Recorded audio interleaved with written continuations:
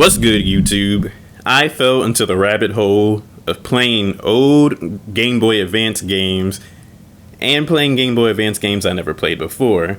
Therefore, I thought to myself, is there any Tomb Raider games on the Game Boy Advance? However, I have also noticed that the community is playing and mentioning Tomb Raider Legend Demake, which puts more puzzle solving and exploration emphasis on the game. Nonetheless, I never really knew about this port until recently. But I am going to say port in quotations because I think the purest example of a port is taking a game's assets and exactly how it's designed and putting it on another platform to run as it was originally made. For example, Resident Evil Revelations 3D on the 3DS getting ported over to PlayStation and Xbox, exactly as it was made. Except for getting the huge upgrades it got since it's being ported over to a stronger console.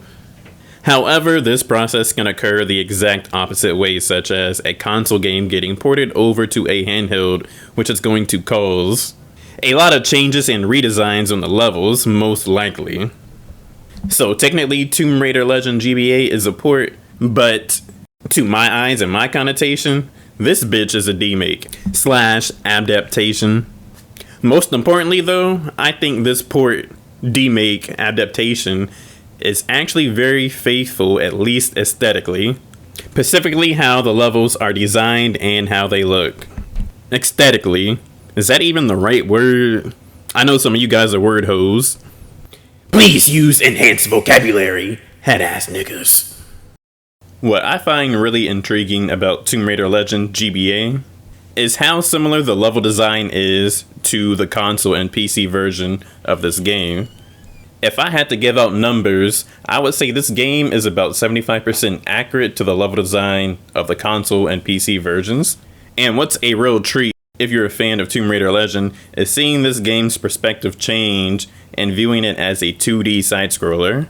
The aesthetic of each level is definitely present, and you will know which level you are at just by looking at the aesthetic.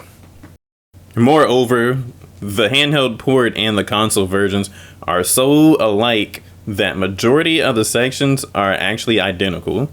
As you progress through Bolivia, literally the same way you platform and go about it on console, it's literally how you go about it on the handheld port. The only difference is the perspective, no pun. When you reach the temple inside of Bolivia, even that jaguar or cheetah, whatever it is, it's there just like it is on console, and they even have that seesaw puzzle where you have to put the box on one side of the seesaw to make it go down and then jump on the other side to launch the box to the upper platforms. The similarities between the games are so similar that they even have the same idle animations. Even more, Japan is just oozing with similarities. They even have the people dancing in 8-bit. Laura, you might have to show them how to hit that joint. In Japan, literally the way you get access to the bike, completing that bike jump, protecting yourself with that giant ball from the turret, grappling that dragon and breaking the glass, and yanking down that screen, it's all literally there just like it is on console. Even in the England levels, the secret by the forklift is located and obtained literally the same exact way. Furthermore, even the way you use the coffin to place on that pressure plate and then you use the other coffin to float on the water, it's all there. Even in Nepal, you will have to balance the plane with the other plane piece and grab that artifact. However, instead of giving you a quick time event, you actually have to run out the plane and jump out. Despite all these similarities, one's probably thinking, well, it's a port of the console version. It's supposed to be the same. When I think about games that I played that are a console game that got ported over to handheld, the game that pops up in my head is Teenage Mutant Ninja Turtles 2003. And that game has so many cut levels, cut enemies, cut bosses to the point where I don't even view the console game and the handheld port to be the same game. However, what the handheld port did do is add things. Remember, highlight that. They added things. So we can see majority of the handheld port, it's very similar to the console versions. However, there is certain parts to certain levels which just got cut out, and maybe that was because they had trouble translating it into 2D. Or maybe they just didn't have time, or maybe they were just lazy. For instance, the whole flashback with Amanda, that whole level is completely gone. Nonetheless, what this game does for sections that aren't necessarily templated from the console version is they created more platforming sections, which for those portions of levels that they didn't template from the console version, it kind of gives those portions its own identity for the handheld port. In addition, all the bosses from the console versions are all present on this handheld port and beaten the same exact way. However, I will say the serpent boss was incredibly lazy. All you have to do is hit the switches and the cage will drop and hit the serpent. You can beat this boss in 10 seconds or less. You don't have to worry about actually putting it in a stun animation and platforming to the other switches and then dropping those cages like you would in the console version. And also, the final boss is also incredibly lazy. You can stand still and just swing the sword and let the beams hit the final boss. Which is why I think those bosses could have got redesigned and had, popular elements that you will see in a Game Boy Advance boss fight. Combat in this version of Tomb Raider is pretty mediocre and lackluster, mainly because there are certain functions that you can do on the console versions that are missing on the handheld version.